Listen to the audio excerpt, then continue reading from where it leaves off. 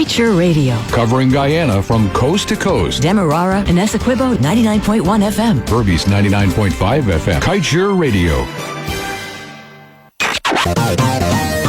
Kaieteur Radio, keeping you informed. Demerara and Essequibo 99.1 FM. Berbice 99.5 FM.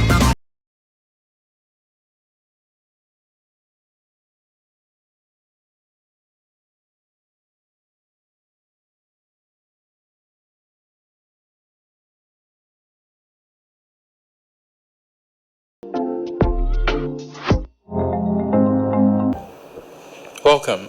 You're listening to Petroleum 101 here on Kaieteur Radio, where we discuss the latest developments in Guyana's oil and gas sector. I'm your host, Kemol. Tonight's program is the third installment since we went on hiatus, and I am happy to bring on petroleum consultant Dr. Jan Mangal to discuss good governance in Guyana's petroleum sector. Those of you who know Dr. Mangal's work know that he formerly advised the president on petroleum. So before we get into this discussion, I'm going to just give Dr. Mangal a moment to say hello, and then we'll get into questions. Dr. Mangal? Hi, Mr. King. Can you hear me? Yes, sir. Well, good evening, and good evening to your listeners. Now, is this purely audio, or will your video Yes, be sir. shown as It's well? purely audio. Purely audio. Okay. Well, great to be on.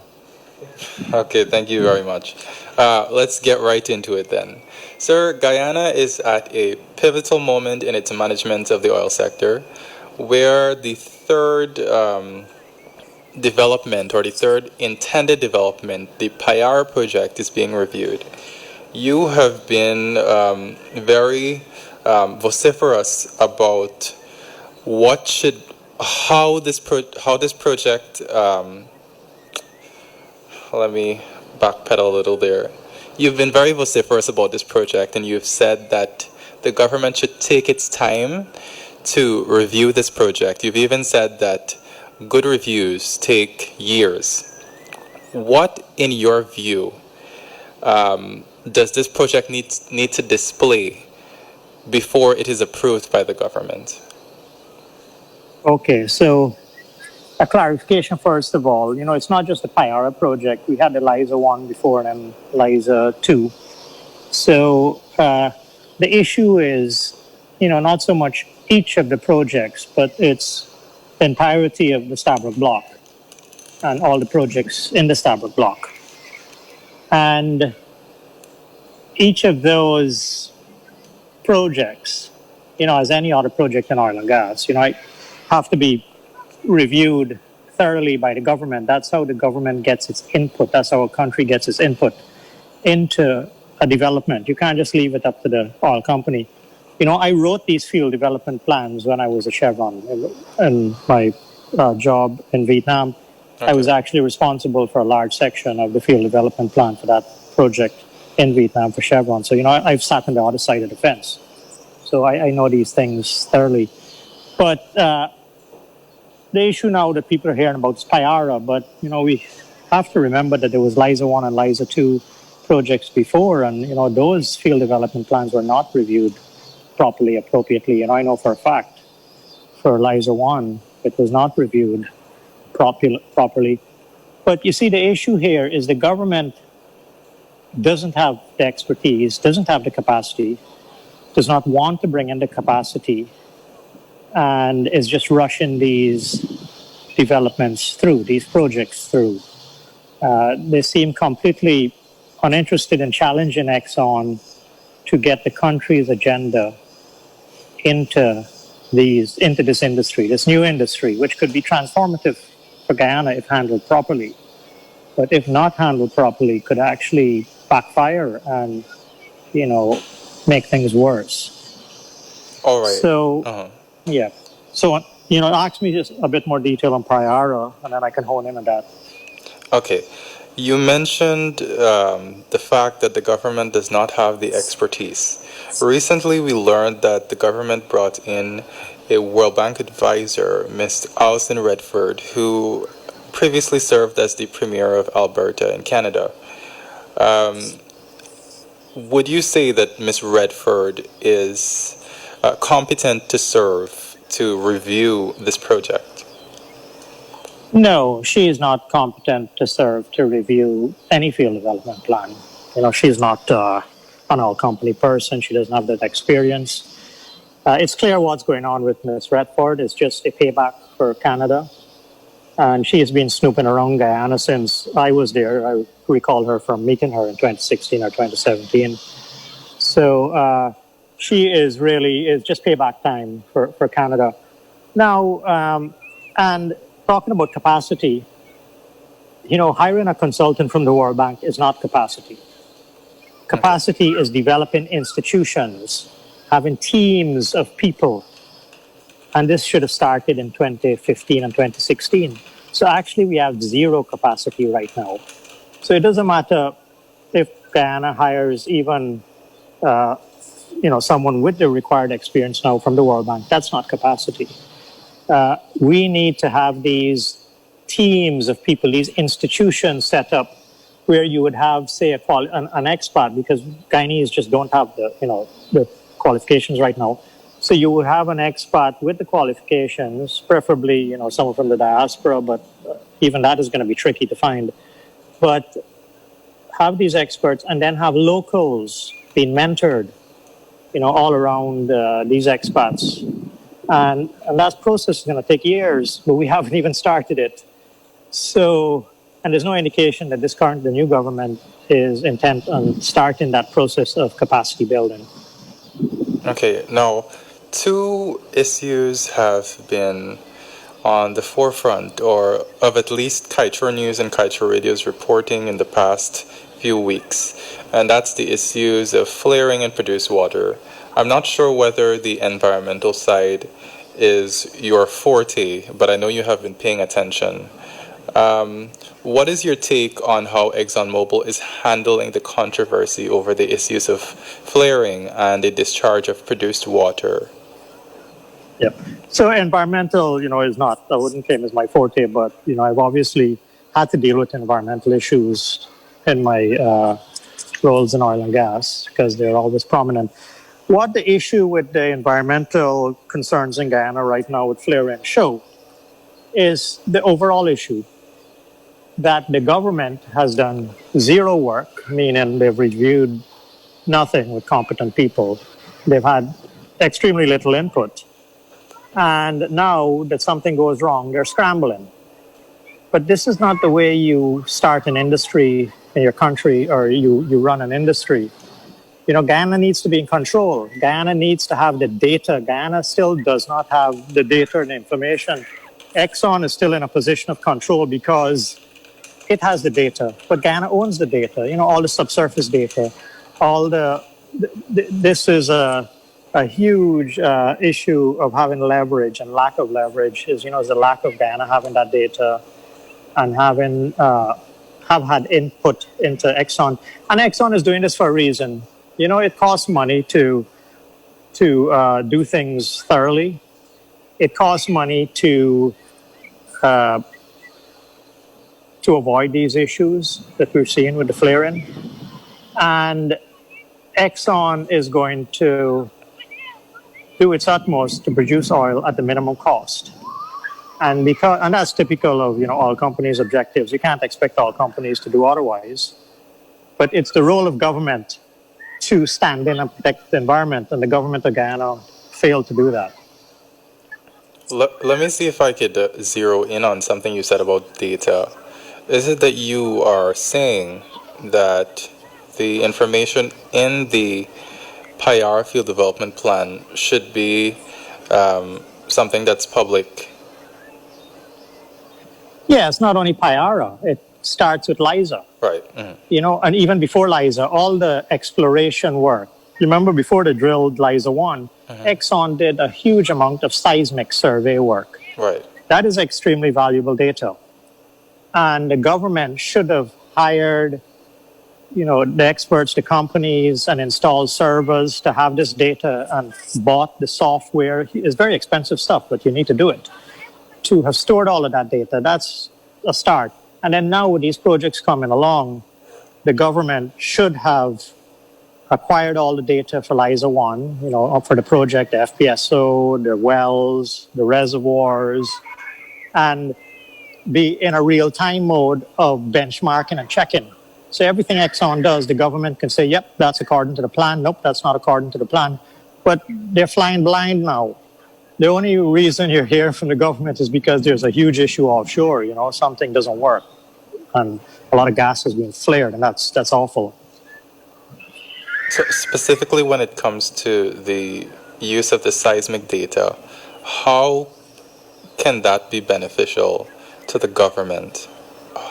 So seismic data is what oil companies need to decide whether they will invest in a particular area, in a block, in a country. And by acquiring ownership of that data, and not only for Exxon, for any other company that has done seismic in Guyana, then Guyana can take that data and better understand what is actually out there in its own waters. What does Guyana have? But Guyana doesn't know what it has. Guyana is reliant on the oil companies to tell it. So the oil companies are going to play games.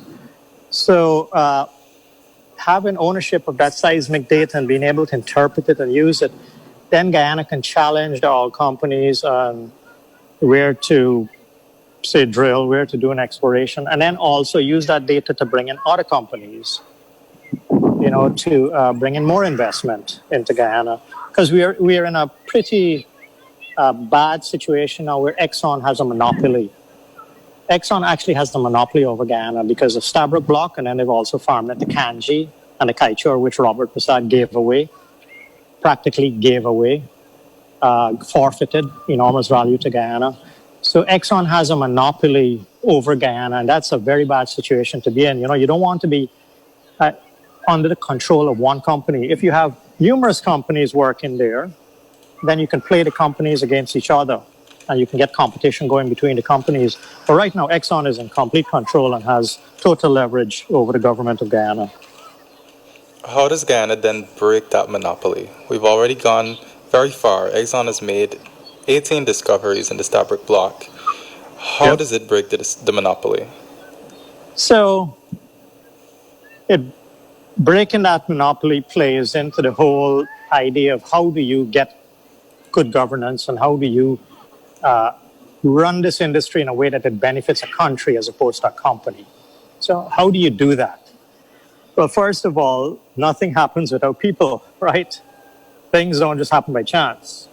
So we need qualified people. We need ethically sound, qualified people. And I stress the word ethical here because this is a hugely corrupt business, high stakes. There's billions, hundreds of millions, millions of dollars involved at each level. So nothing happens without those people. We don't have the people. Another thing is transparency. The people need to see what's going on. And that's why it was so important to publish the contracts. And, it was a major achievement to get those contracts published. But we have to recognize that the Kanji block was not published. Why is that? The only one which was not published is that because Idris Dookie, who owns Mid-Atlantic, which the Kanji block was given to, has some special relationship with government. Why was the Kanji block not, the contract for that not published? Okay. So to break that monopoly, to get governance started, there are numerous kind of ingredients, the capacity, the transparency, and you need well-intentioned government.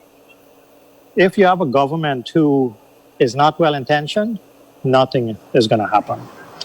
And, we have 50 years of failure in Guyana. There's no reason Guyana should be the way it is. Guyana should be a powerhouse with its resources, existing resources, even before oil. Guyana should be a beacon in the Caribbean. Should have been so 20, 30 years ago. But there's a reason why Guyana is not developed. And those same reasons will be serious challenges for us to make good with our oil. Okay. You stressed a lot on the topic of transparency. There are things that are not public right now, and well, I know the contracts are public, and the Minister of Natural Resources recently said that the findings of Ms. Redford's team on its review of the Payara review is going to be made public. What should be the benchmark in Guyana's oil sector? What has to always be public that isn't currently in the open right now? All procurement processes, hiring of people, services, materials processes, all the procurement has to be made public.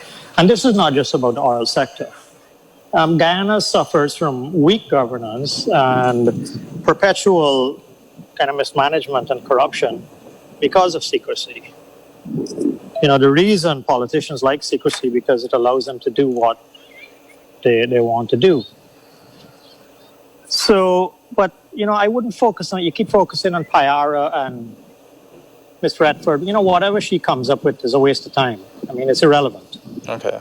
Because it's clear what the government is up to. You know, they just want to rubber stamp Payara, get someone to rubber stamp it and then approve it.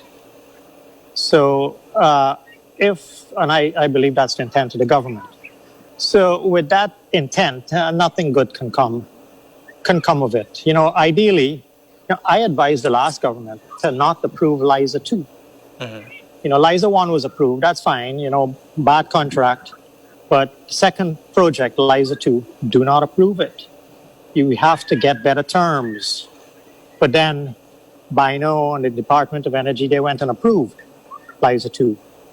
So now we're the third project. You know, we're already at 300 and something thousand barrels per day, or more than that with LISA 1 and LISA 2 on the awful contract terms. We're bleeding. We're forfeiting so much value. We're bleeding as a country.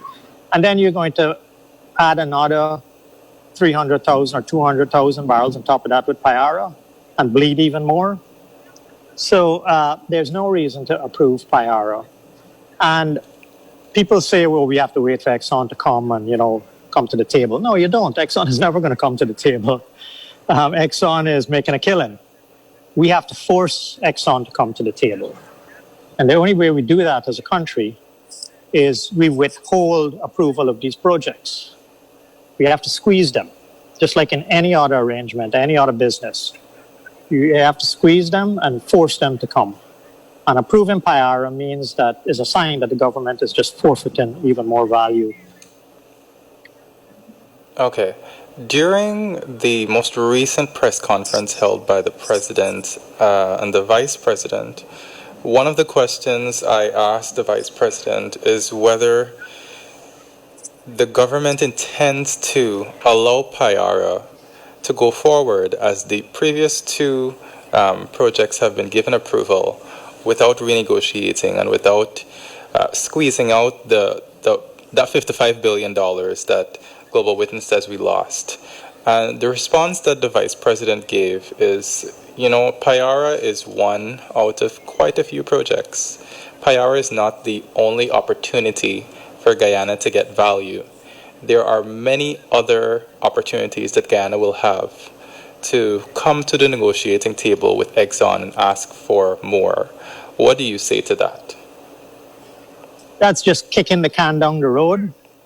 And that's coming from someone who exhibits no courage, no national drive, no national kind of, no desire for a nation to benefit. You can't kick the can down the road. I mean, you're talking billions of dollars here, we're bleeding or forfeiting.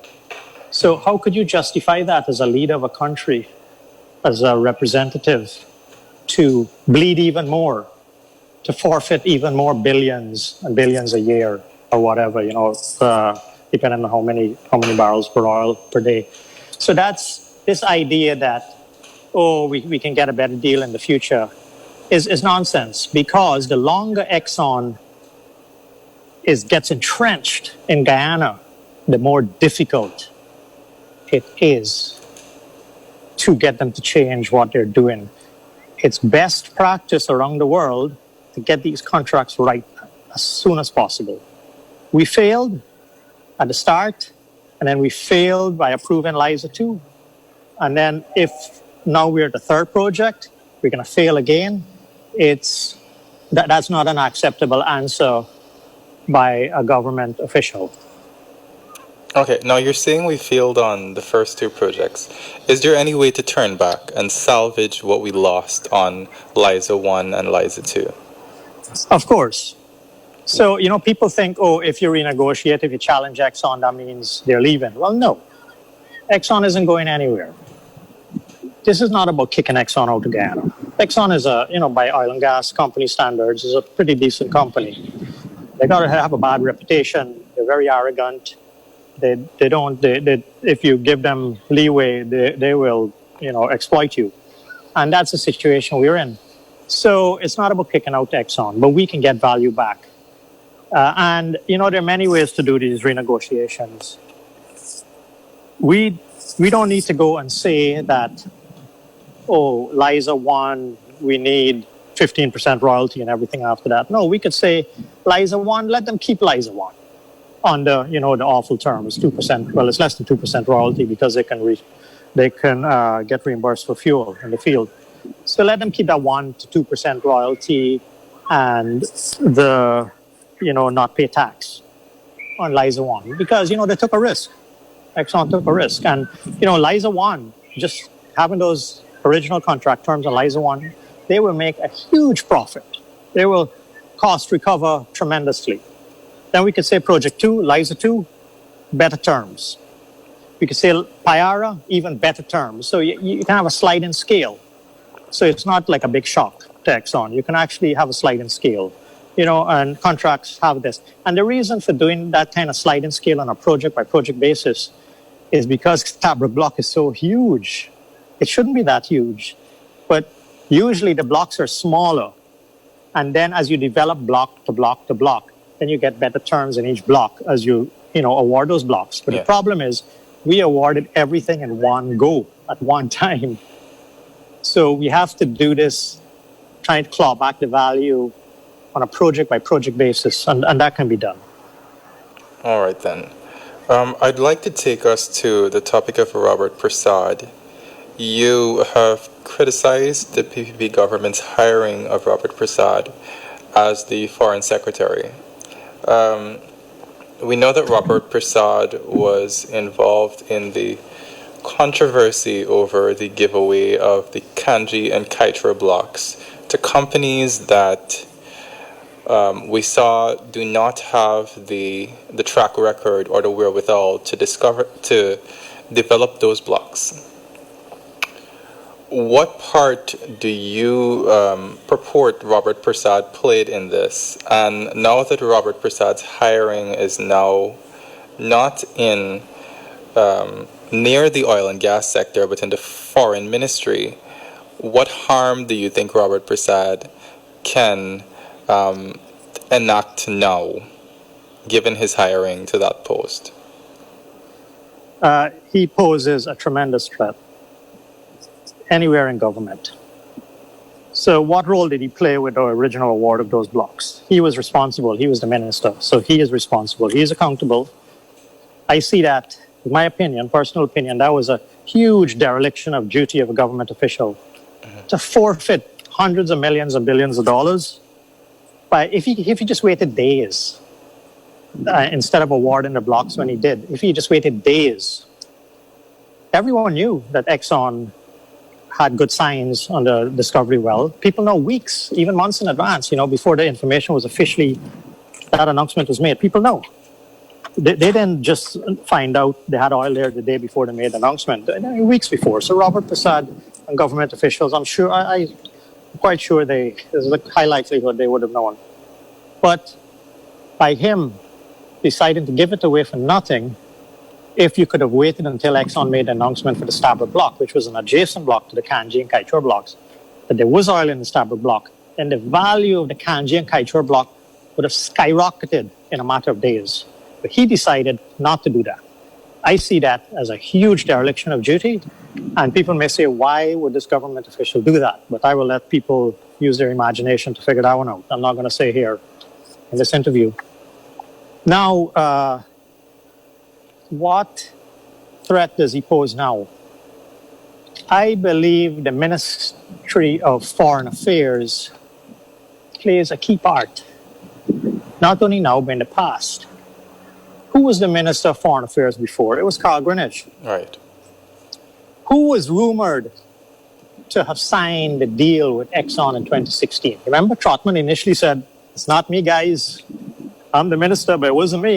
Trotman on record saying that. And then for years, people were saying, well, was it Greenwich? And then Sir Sridhar Ramphal were the two of them linked in.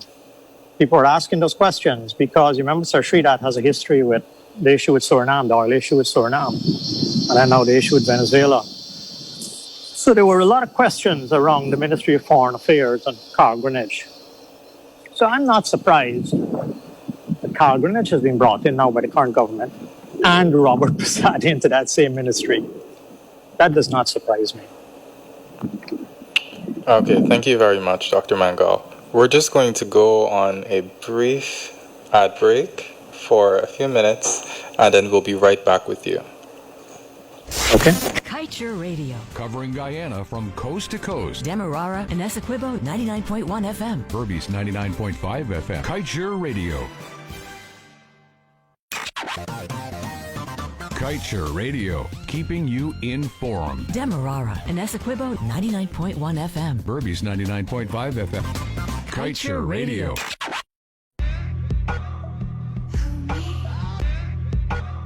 Feel the love on the Late Night Love Stop with me, Kevin Smith, alongside Selector Chino, every Tuesday at 20 hours 30 all the way to 21 hours 30. The Late Night Love Stop on Kaieteur Radio. Hi, I'm Alana. Hi, I'm Casual. And we want you to tune into The Morning Rush. Right here on 99.1 and 99.5, powered by Digicel.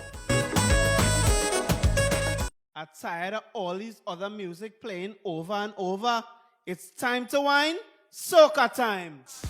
The high power is here on Kaieteur Radio 99.1 and 99.5 FM. Join me, Kevin Smith, alongside Selector Alex every Monday to Friday from 11 hours straight to 12 noon, where we keep you company with the best, the hottest in soca. The high power on Kaieteur Radio. Can't wait for your weekend to start dancing? Then let's get started on Power Friday. Join us, yours truly, DJ Viper alongside Selector Chino, where we turn it up for you on Power Fridays from 9 p.m. right here on Kaieteur Radio 99.1, 99.5 FM. Your weekend starts right here. Turn it up!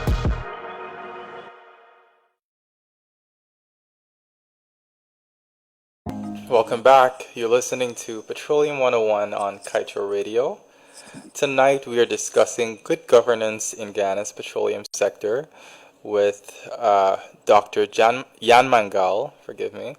Dr. Yan Mangal and I just had a discussion on the Payara project and the wider Stabroek Block Agreement, as well as the issues linked to the giveaway of certain blocks, including the Stabroek block, the Kanji and the Kaieteur blocks, and the involvement of certain officials in those matters.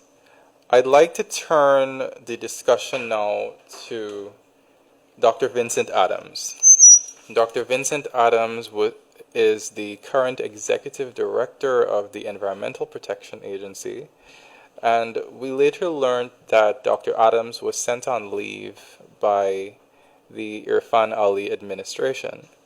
What got quite a section of society in a pickle was the fact that we are in a pivotal point in the review of the Payara project, and the two environmental issues of flaring and dumping of produced water were issues that Dr. Adams himself had attempted to champion. And it was during those negotiations and his advocacy for ExxonMobil to spend a little more to mitigate the impact of these environmental issues that he was sent on leave. Dr. Mangal, what do you think Dr. Adams' removal from this critical review at this point says about the PPP's governance? And I just want to qualify that question for a moment, because reporters did ask the president and the vice president why he was removed. And the response that we got from the president was that we know Dr. Adams is qualified to serve the government. However, we would feel more comfortable using his expertise in the oil and gas sector. So they've said they will use him in that regard at some point sooner. So on Dr. Adams, I don't really know him. I spoke with him once initially. You know, he did some work for President Granger. He wrote a report, submitted to the president, the president shared with me. And in that report, Dr. Adams should actually share that report. He was very clear about the need for a renegotiation. So that's documented. Now, I doubt whether he's come out publicly with that, or he may, but he should. Now, regarding his suitability for the various roles, I know Dr. Adams wanted to be head of the Department of Energy, but he's an AFC guy, and I think the DAPNU folk wanted one of their folks in the DOE. And actually, you know, I have seen his resume, and I know about his track record and background. Dr. Adams is a highly skilled environmental person, in the environmental field. I wouldn't say he is a highly skilled oil and gas practitioner, because he's not. Initially, he worked in oil and gas, you know, initial studies, and I think the start of his career was in oil and gas. But the vast length of his career, I believe, was with the government in the US, handling environmental type issues, site remediation. I think it was mainly site remediation. So he should be qualified in environmental, but I would not agree that he's a good fit to head oil and gas type stuff in Guyana. Okay, now. And on them sending him off, you know, that's to me, that just tells me that they want everyone out the way so they can quickly approve Payara and then bring him back after, fine. But, you know, sending him off now, if he was indeed challenging it, which you say, you know, then that's really deceitful. That is not acceptable. Okay, now. Thank you very much. Let's move to the topic of local content. And this ropes into a little you've said about Mr. Carl Greenidge. I have posed a question to the Vice President about the renegotiation of the Stabroek Block Agreement. And he has made it clear on many, many occasions that the PPP government does not intend to renegotiate the Stabroek Block Agreement. However, the issue that the PPP is currently attempting to champion is local content, and it's making a big show of local content. And it has recently appointed a local content panel, which includes Mr. Greenidge and the Trinidadian expert, Mr. Anthony Paul. Yeah. Would you say that the championing of local content is an adequate substitute for the PPP's refusal to renegotiate the Stabroek Block Agreement? No, it's a complete red herring. It's a facade, it's a show to try to pretend they're doing something. And there are good reasons for them doing this. First of all, let's compare local content to the 55 billion. Okay. You know, countries make their money from the production sharing contracts and the royalty and the tax, which we're not getting at the moment. Countries don't make their money from local content. If that was the case, then we should just give away all the oil. Say, Exxon, we don't need no royalty. Let's move the royalty to zero. Instead of that 50-50 production share, you take 100%, we'll take 0%. And then, we can just send you sandwiches to your rig and come offshore and collect your waste and your shit and stuff like that. But countries don't do that because the value for a country is in the production sharing contract, is in the royalty, is in the production sharing, and is in tax. That's where countries make billions and billions, and that's where we're losing 55 billion. Of course, we need local content, and we need to be firm about that. And Anthony Paul is a great guy for that. He is an expert. He is an actual expert in that. He goes around the world. He's well respected by governments. Right. So Anthony Paul is good for that. Greenwich, I suspect they put Greenwich in there so Anthony Paul doesn't go too far as to kind of hold back Anthony Paul. Because remember, people said, and this was published in the Kaieteur News, that Right. Greenwich was a spokesperson for Exxon. So if you follow that thread, why would Greenwich be in there? I think he's there just to stop people from being too pro-local content. And the other guy, Kevin Ramnarayan from Trinidad, he doesn't add any value. He has been knocking around Guyana for years, looking to get involved. Now the government changed, so he hasn't in. But he's not respected by countries around the world to go and do local content. The only one there is Anthony Paul. But local content is a red herring. We need it, but it's peanuts compared to the 55 billion. So when the PPP and Jack, they'll tell you, yeah, we're just going to focus on local content, you got to tell them you're missing the point. That's irrelevant. All right, then. Thank you very much. I'm going to throw this question into the mix now, and it's a little broad. Let's say let me just, I want to make another point on local content. Sure. The reason why they're pushing local content is because local businessmen will make a killing. Even if the royalty is 0%, even if the production share is 0%, so we get nothing from the oil, the local businessmen in Guyana will still make a killing from local content. And that is why the PPP in the private sector commission and a lot of PPP supporters are local businessmen. That is why they are so excited by local content, because they will get rich. Even if Guyana gets zilch from the production sharing contract and the people get shafted, those business people will still do extremely well. So that's why I think another reason the PPP is pushing local content. Okay. Now, the next question I was getting to is, you're saying we're in a pickle right now. We approved LISA 1 and LISA 2, which are disastrous. At this point, if you were at the helm right now, what would you do first? First thing, make it, and this is where you can't, hide and try to play games and stuff like that. You got to be clear. Make it clear. Mm-hmm. Guyana is not going to approve Payara. Guyana is not going to approve any more projects until we get to a more equitable arrangement on the revenue side. And then Exxon is going to jump up and down. They're going to say they're going to pull out the country, all sorts of shit, a lot of geopolitical stuff as well. But, you just got to sit tight. And they're not going to stop producing from LISA 1 and LISA 2, because those ones, LISA 1 and then LISA 2 come in. That production will keep going and we will get the income.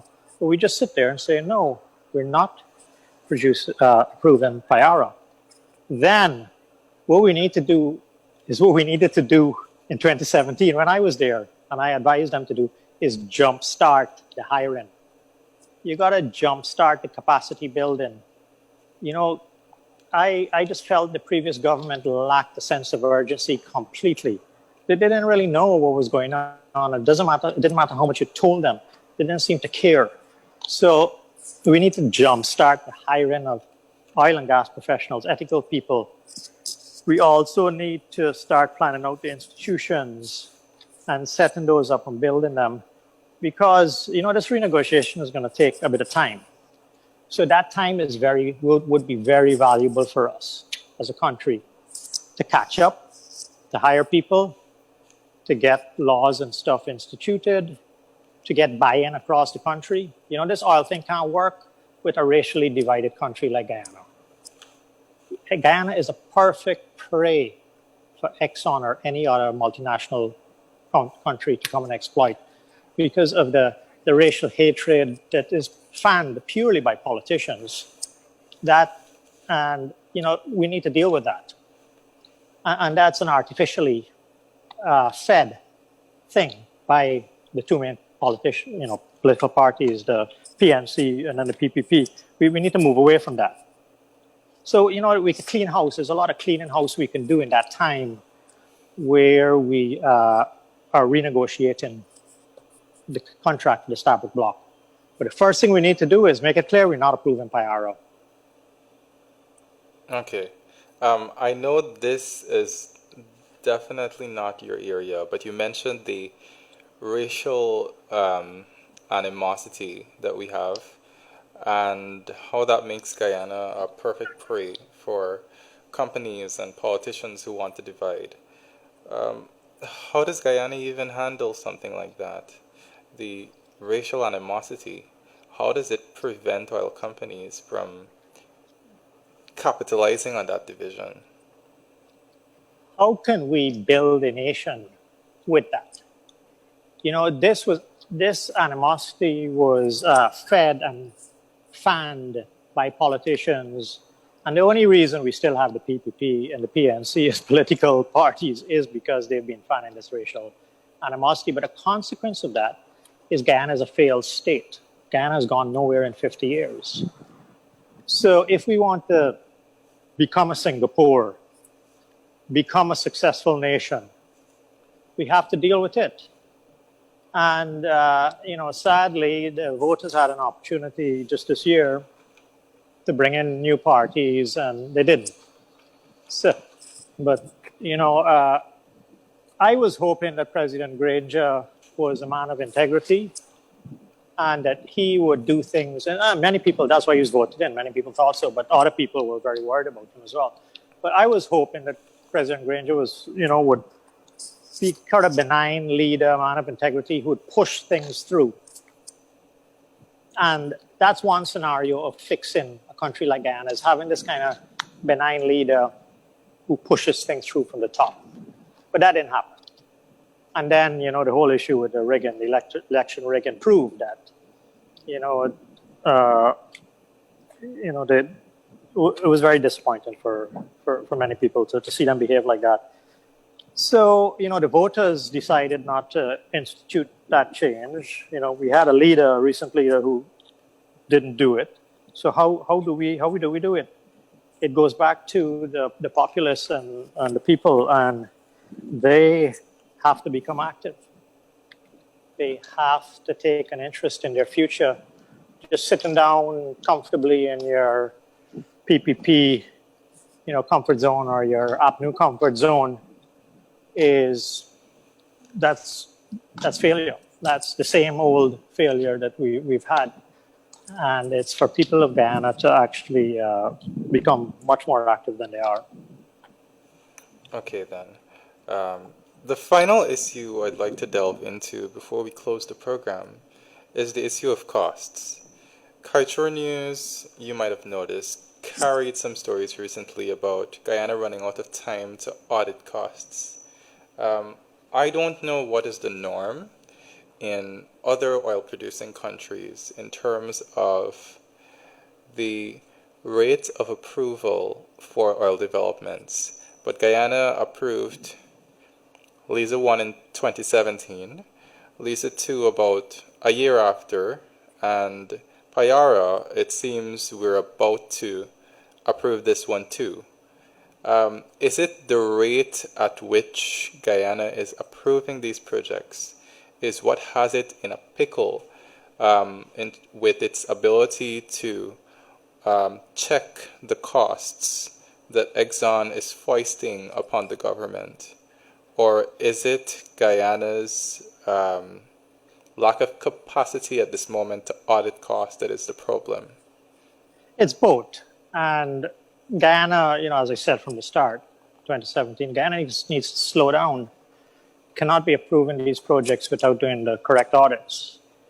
And Guyana never slowed down because, Exxon wants to rush. That's Exxon's strategy with countries like Guyana. Exxon knows Guyana, the government is a waste of time in Guyana. Exxon has been there before many times in different countries. And the strategy is to rush, always stay ahead of the country.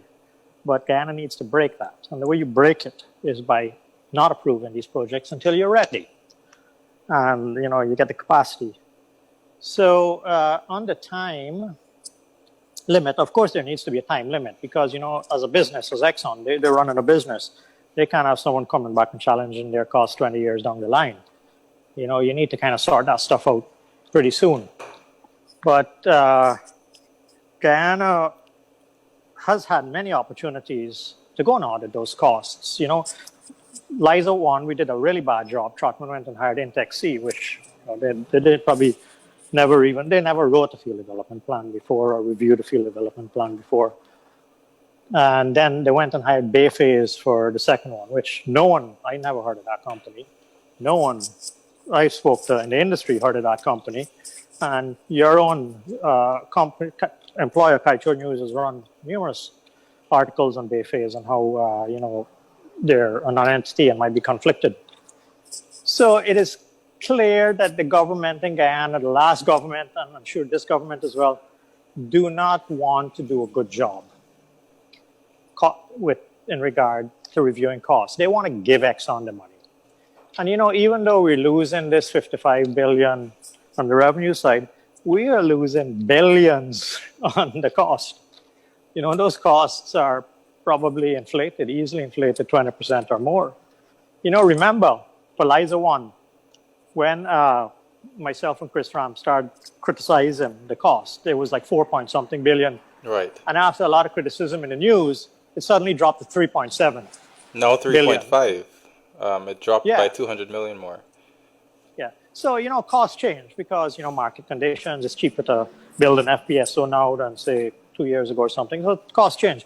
But it's quite funny that when people started criticizing those costs, then the costs seemed to arbitrarily drop. So I suspect there was a lot of fat in there. I remember Carl Greenwich was, I think, when we were criticizing Exxon on costs, he was one of them who may have, if you need to, I may be wrong here, but I think he came out and said, no, the oil company is not going to inflate costs. They're not going to inflate their own costs. But all companies do. I work in an oil company. All companies make a lot of money by inflating costs. So that's an area we need to focus on, and we're not focusing on like the rest, like all the other areas. Okay, thank you very much for that. We're coming down to the close of the show. I heard you speak about rushing and the importance of not rushing, taking your time. One of the counter arguments that I tend to hear from people when you say don't rush is the issue of climate change and how the world is moving towards clean energy. We have Europe, which is pressuring oil companies that are based there to move towards renewable energy. And we see it in companies like BP, who are actively now moving to clean energy. So there's an argument that is to be made about leaving the oil in the ground for years while the world moves to more renewable sources of energy. Does Guyana have the time to wait? Yeah, so the Exxon's agents in Guyana and supporters have been pushing this point from early on. So the argument is demand is going to evaporate for oil, so let's pump it all out now and get some money for it whilst there's still demand. Well, that's not correct. That's a failed argument on numerous fronts. And one front is, first of all, Exxon is telling his shareholders in New York, guys, the world will always need oil, so invest in us. we're a great company, we produce oil, the world will always need oil, so invest in us. Yet, Exxon is coming, telling its agents and supporters in Guyana to spread the exact opposite message, that demand is going to evaporate. So there's a clear contradiction there and shows that the argument is not valid. Now, another point. Guyana's oil is light sweet oil. Guyana's oil is one of the best oils in the world. When oil starts to go, demand goes, it's the more nasty stuff that's going to go first. So Venezuelan crude, really heavy and dirty stuff. That stuff the demand will drop away before the demand for light sweet crude. So we don't need to be worried that people will stop wanting our oil. Our oil is one of the best grades, and the demand will be there longer than for the other grades. Now, obviously, over time, the overall demand for oil will reduce, or I hope it does, because of the climate change issues. But we don't have to worry about that. You're talking 30 years out and longer for our oil. Now, another issue is climate change. We're a country you're still hearing me? Of course, yes. Yeah. We're a country that is probably at the forefront of being a victim of climate change. So it's a bit hypocritical for us to go and contribute to our own demise. That just doesn't seem reasonable. And, and then another argument is, if the demand is going to go down, why give it away for peanuts? Why let Exxon get everything, most of it, for this last bit? We need to maximize what we get by better royalty, by Exxon paying tax on our oil before the world decides it doesn't want oil. If you know you got something valuable but is going to disappear, why are you going to give it away? You do the opposite. You try and maximize what you can get out of it before it disappears. But it's not going to disappear. So on numerous fronts, on numerous arguments, I feel that argument that has been proposed, I think, pushed by Exxon and Guyana, is now valid. That we need to give it away now and pump, baby, pump as much as we can, because demand is going to evaporate. That's not an issue for Guyana. Okay, thank you, Dr. Mangal. We have come down to the final moments of Petroleum 101 this week. I want to thank you for coming on for our viewers and our listeners. But before we go, I am going to allow you to make any final comments, what you'd like to say to the listeners before you go. Okay, so the focus now needs to be on Payara. And as I said recently in a letter, the people who this government will listen to are their supporters. So the supporters of this government, if they want Guyana to head in the right direction and change course, need to come out strongly in trying to influence this government not to approve Payara and to also push for a renegotiation. They would be doing an immense service to the whole country by doing that. And you got to recognize Guyanese politicians are fickle, not very good, corrupt. So the populists, the people who can have influence over this government and the politicians, I would really ask them to, pull out all the stops to influence this government not to approve Payara. All right.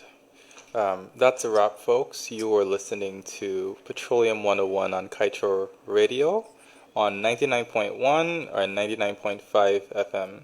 Here, every Tuesday, we discuss the latest developments in Guyana's oil and gas sector, and we bring on experts and persons who show a vested interest in advocacy for better for Guyana so they can tell you what's up. So we had Dr. Jan Mangal, who discussed good governance in Guyana's petroleum sector on here tonight. I hope you will join us next week, right here on Tuesday at 8:30 p.m. on 99.1 and 99.5 FM. So until then, I'm your host, Kemol King. Have a good night. Good night.